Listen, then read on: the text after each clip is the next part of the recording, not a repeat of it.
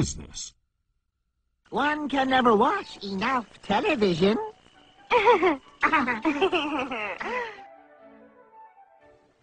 There has been a tremendous concentration of the mass media over the last 50 years, from over 100 companies to 6 companies. Back in the 1934 Communications Act, each media company was only allowed to own a handful of stations, and they weren't allowed to have cross-ownership. They couldn't own all the media in your town. Now they can own more and more because congressmen who've gotten elected as a result of the mass media have given them more and more. That means very few people have the right to speak to us over television, over radio, through the New York Times, the LA Times, the different news media. The whole purpose of the First Amendment is to guarantee that we have more, not less speech.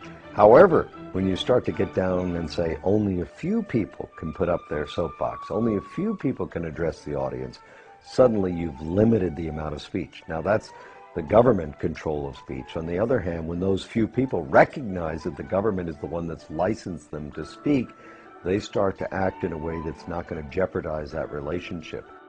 Could this be one of the reasons any critical reporting of universally important issues, such as the Federal Reserve, have been cut out of the public debate for so long? As Ted Turner relates in his article, My Beef with Big Media? Why would major media corporations that control the information flow to 95% of the American citizens, fail to report on the detrimental activities of the Federal Reserve System, a government-sanctioned, quasi-private banking cartel that literally controls 100% of the money flow to the same citizens, as well as the lion's share of the money flow to Congress itself?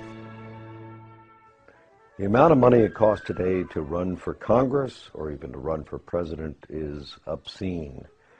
And most of that money goes into television commercials and spots and all of the mass media advertising that needs to be done to reach the 295 million Americans, a vast number of people. And when that person wins, if the media has supported him, naturally he wants to pay them back. He may not think of that consciously, but in appropriating licenses and expanding territories and allowing them to own more than one media outlet, that's exactly what happens. As a result, the number of media companies, as we said before, has concentrated in a few hands. And unfortunately, Congress and the media work together to present an image to the American people that does not always include every aspect of the truth. This reciprocity, this in cahoots process, has obscured many of the more important issues to the American people. And there's no more important issue than the issue of fiat money. When you give men the power to create money out of nothing, you shouldn't be surprised if they turn around and create money out of nothing, because that's what they're supposed to do. Now, the underlying philosophy is that, well, we'll be very conservative about it. We won't run rampant. We won't abuse this power, would we? So we give them blindly this power to create money out of nothing because we trust them to use this power wisely. Nowhere in history has this ever been a justified trust. Every time man has had that power, and this started back in antiquity, those with the power have abused it, and they have created more and more and more money at a rate much faster than the expansion of goods and services which are being produced by the productive side of the economy. Now, if the goods and services were growing at a rate which is exactly the same as the money supply, then the purchasing power of the monetary unit would remain constant. In ancient Rome, if you had a 1-ounce gold coin, that would be the cost of a nice toga, a handcrafted belt, and a pair of sandals. Today, thousands of years later, if you have a 1-ounce gold coin and you convert that into Federal Reserve notes, you can walk into a store and buy a nice suit, a handcrafted belt, and a pair of shoes. The real price of those items, and all items for that matter, throughout history, does not change when measured in terms of something of intrinsic value, such as gold or silver, because those things take human effort to produce as well as the belt, the toga, and the sandals. Both of them take human effort to produce, and that's why they maintain value with each other. But once you break that away, and you give men the power to expand the money supply without that discipline, they're going to expand the money supply faster than the increase in goods and services. And then you're going to have this difference in purchasing power. We call it inflation. Well, it's always politically popular to impose financial burdens on somebody else. It tends to be politically difficult to impose financial burdens on someone who's living alongside of you, because they tend to have votes and they tend to have representatives who will take their position. It's fairly easy to impose a financial burden on the future because the future generation tends not to have any votes or representation at all in the present. As soon as you start talking about monetization of debt, where the banks come in and now buy governmental debt with new money that the banks have created through this special privilege they have of creating money in the Federal Reserve System, the redistribution of wealth that takes place through that process, most people don't understand. It happens through depreciation of currency, and the depreciation of currency usually leads to increases in prices, which the average person calls inflation. Inflation is really the increase in the money supply. The prices increase as a consequence of that. But the average person doesn't understand how this happens, and he's going to blame gold speculators in Switzerland. He's going to blame greedy unions. He's going to blame price gouging. He's going to blame everybody but Congress and the banking system. So it's easy politically through monetization of debt to expand borrowing beyond prudent levels. Now, why is that tyrannous? Well, at a certain level, it's tyrannous. The definition of tyranny is the exercise of a power that no one should be allowed to exercise. Okay? And it's tyrannous because no one should be allowed to exercise a power that puts burdens on people that are not allowed an opportunity to be heard, an opportunity to vote, an opportunity to have some kind of a say. Right? Granted, to some extent, you're going to have to do that in the nature of government as long as you have borrowing, but beyond a certain point, it becomes tyrannous. And it's beyond that point that the present system allows our political structure to move too easily. How much, take for instance, how much is the purchasing power of Federal Reserve notes lost since World War II? About 90%. You think that hasn't had some consequence in terms of redistribution of wealth, in terms of the way the economy has developed? Of course it has. The average person doesn't see it. He can't follow the lines of cause and effect. But it's there, and his life is quite a bit different from what it would have been if that hadn't occurred. Purchasing power, monetization of debt, inflation. What do we mean by all these terms? Terms we may have heard many times, but still fail to connect the dots. Are you confused? If so, you're not alone. Inflation, I think, is a bad word because really we think of inflation as rising prices. But in reality, what's happening, prices are not going up. It's that the value of the dollar or the monetary unit is going down. That's what's really happening if we understand the process. And it's a tax, therefore. Our lost purchasing power, what we have to pay more for a bag of groceries today than we did 5 years ago, comes out of our pocket, comes out of our earning capacity. That is value which we should have. But it's been taken from us through a process that we call inflation, but in reality it's a hidden tax. Inflation is the result of being able to create money out of nothing, and that is the power we have given to the Federal Reserve System. Therefore, we can say that the Federal Reserve System is the agency of a hidden tax called inflation. Since the early 1900s, almost no one talks about the country's banking system anymore. What happened? There was a shooting, then there was nothing. Yet our money, like water, is one of the most important commodities we have. More than that, the quality of our money affects the productivity of every man, woman, and company in America. As time goes on, people figure out better ways of doing things, better ways of making products, cheaper and faster. For instance, one farmer can now grow food for thousands of people, whereas he used to be able to feed only his family. Thus, everything should be getting cheaper, because the supply of everything has been growing faster than the demand.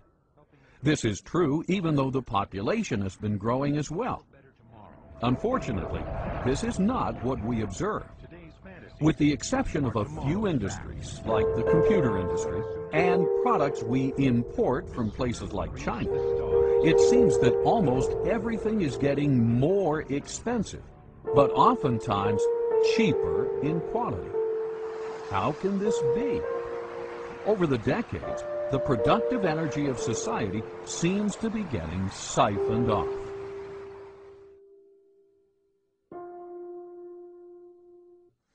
Well, it's hard to predict, but I certainly think it's possible, because I think the financial bubble worldwide is something that we have never experienced before.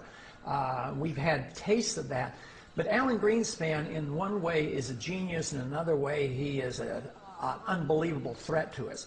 He's a genius in the sense that in a technical fashion he's been able to keep this system of inflation together longer than anybody else has been able to, especially in this last go-around from 2000 on. With the collapse of the NASDAQ bubble, we really didn't have much of a recession because he immediately started inflating massively, taking interest rates down to 1%. And now, of course, he's a little bit frightened about the bubble, and he's curtailing credit to some degree.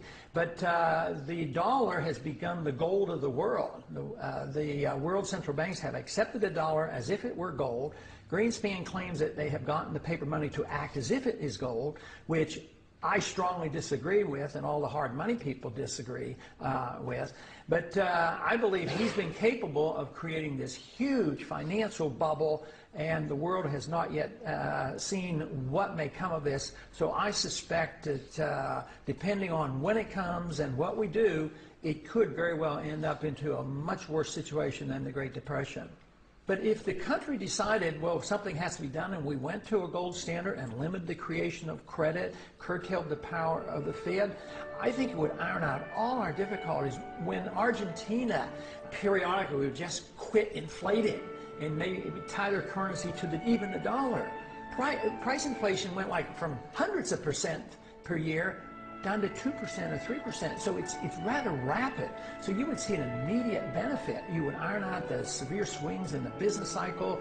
The price problems would be diminished. But the one thing we'd have to give up, which to me would be a benefit, government would have to curtail spending, because they can't tax the people enough to pay for all those bills. So we would have to curtail our spending. So that would be, to me, a tremendous boost to the American people and to the economy. At the same time, we gave sound money.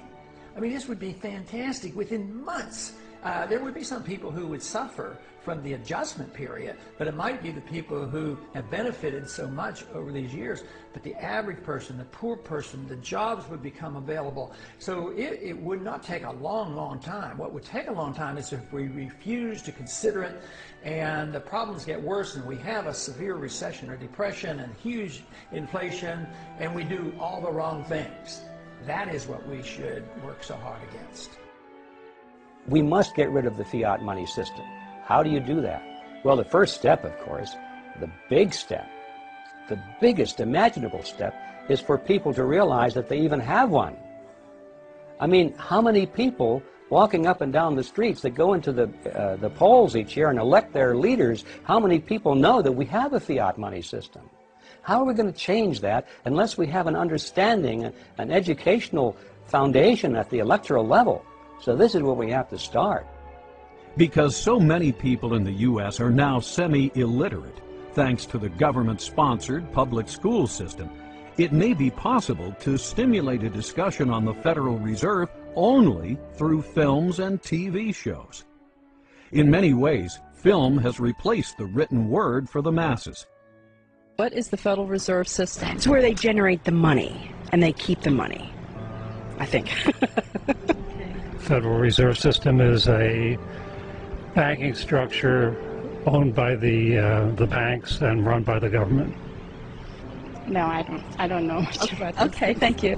It's a system of balancing the flow of currency throughout the United States so that as banks need to have liquidity, they have it, and as they need to tighten up money, they tighten it up. Similar to what you had said earlier about having the reserves for when we go in a crisis or something, and you need to have that actual backing, not just the dollar currency, because paper is paper, and if you don't have that gold or silver behind it, then it's just going to be paper. It was established in, if I guessed, I'm not sure, 1913 perhaps, to establish stability in the American financial system. I don't know the answer to that. What is the system? It's a banking system that's run by the government. It's almost like a fourth branch, but it's run by the government, and it's guaranteeing that banks will remain stable. And if they're not stable, they'll take it over. A way of backing up the money. I don't know. Yeah. And what is the Federal Reserve System? Well, do you want Andrew Jackson's opinion of the Federal Reserve System or what? Your opinion. I like his. It's a bunch of organized crooks. Wow. Now that citizen is informed. Too bad everyone is not as aware of how far we have strayed from our founding principles. Well, the major problem you have not only with the Federal Reserve System, but with any statutory structure that's unconstitutional, is it doesn't square with what's called the Supremacy Clause. The Constitution, which has the Constitution and laws passed in pursuance thereof, that is, constitutional laws, are the supreme law of the land. So obviously you have a statute that doesn't square with the Constitution, it's void. It is not a law, in fact. So the question then arises, well, how does that square with the oath of office of representatives, senators, judges? And the answer is it doesn't. That when they come face to face with a statute that is in contradiction of the Constitution, they are to treat the Constitution as the supreme law and treat that statute as void. So that's number one. Here we have a system, the Federal Reserve System, that has all of these constitutional problems, and everyone is essentially looking in the opposite direction. So that doesn't square with the oath of office. And one would think that the president, being the head of the executive department, in which we find the Treasury, Department of Treasury, right, which interacts quite closely with the Federal Reserve, might have something direct to say about that. And then, of course, the president has a specific constitutional duty to take care that the laws be faithfully executed, and the supreme law of the land is the Constitution. So you would expect, on top of all of this, that he would be saying, wait a minute, if the Constitution doesn't square with the Federal Reserve Act in one or more ways, then I should be giving directives to the Secretary of the Treasury to take certain kinds of action to deal with that. And, of course, we see exactly the opposite. We see the Federal Reserve people, usually the chairman of the Federal Reserve comes to Congress, and he tells Congress directly, and usually tells the president at least indirectly, here's how monetary policy is going to be implemented. So the Federal Reserve is the tail that's wagging the dog when we have all of these questions, and it may not be legitimate at all in whole or in part. If you want to see the way power goes in a system or the way the laws are corrupted, follow the money, and the Federal Reserve is a huge agency for the creation of money. If you study monetary history throughout thousands of years, you will find out that paper money has been tried many, many times, and it never succeeds. It always ends badly. The question is when will the dollar end badly? Will it be next year, or in 5 years, or 10 years? I'm convinced it will end unless we do the right things, and that is restore soundness to the money, put restraints on our government, either strictly curtail the power of the Fed or get rid of the Fed. That will be the only way you can save the dollar. But if we continue to do what we're doing now, we will eventually destroy the dollar. Throughout history, as governments grow, they limit the individual's rights. The same thing happened in the Roman Empire. We know this from history, but we also know it from Shakespeare's wonderful play, Julius Caesar. As we start moving toward a bigger and bigger government, it's going to mean that the individual no longer has the right to own his property, the right to do what he wants, the right to live freely, the right to worship as he wants, the right to speak as he wants. The government starts to tell us what to do.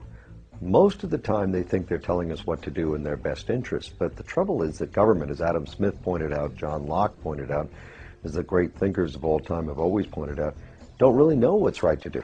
Government often makes the wrong choices because it doesn't understand the consequences of its actions. So even when it doesn't desire to be a nefarious force, to be a dark force. It often is. The problem that we have is the result of legislation. Congress has to make fundamental changes in the present system. I don't think that it's possible to impose from the top down even the constitutional system,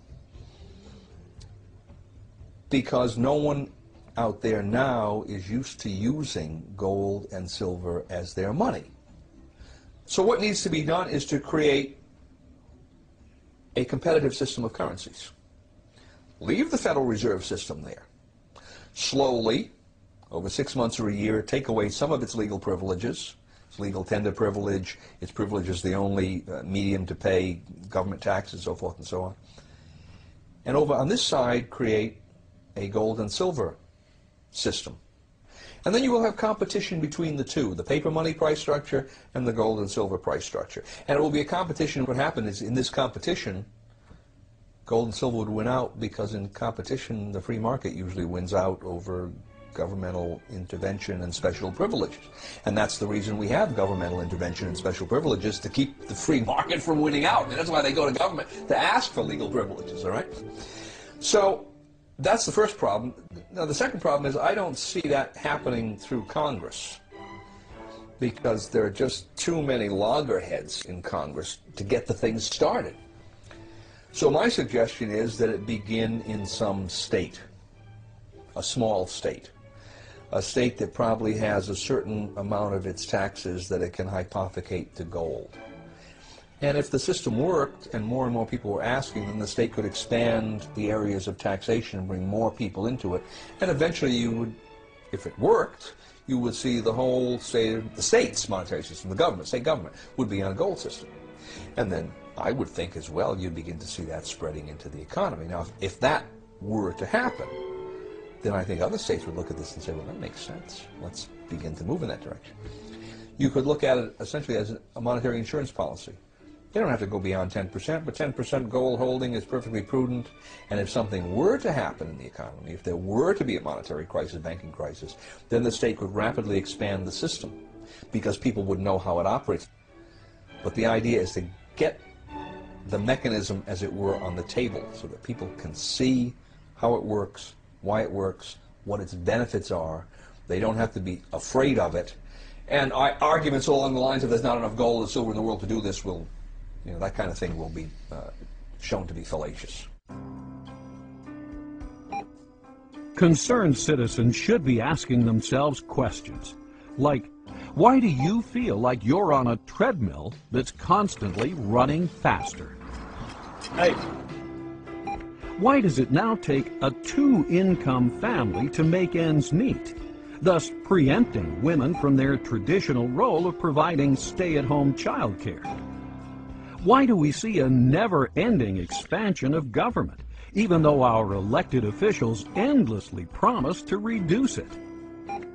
Where does the government get the funds to wage perpetual war, yet fails to provide the basic protection citizens needed on September 11th? Why do rich people seem to be getting richer, while you and all your friends seem to be hardly making ends meet? Why does a first-class stamp now cost you nearly 40 cents when it used to cost only 5 cents? Should a 90% loss of purchasing power be tolerated? Where does it end? It's easy to see where we're headed. You don't have to be a rocket scientist. If you follow a graph, and you can see that there are points on this graph and they're going constantly in one direction, and they've been doing this for 50 years, you don't have to be a rocket scientist to see where it's headed. Where this graph is headed is for total destruction of our monetary system. Our money will be totally worthless, and it'll probably be reissued in the form of some international currency, which will be equally worthless.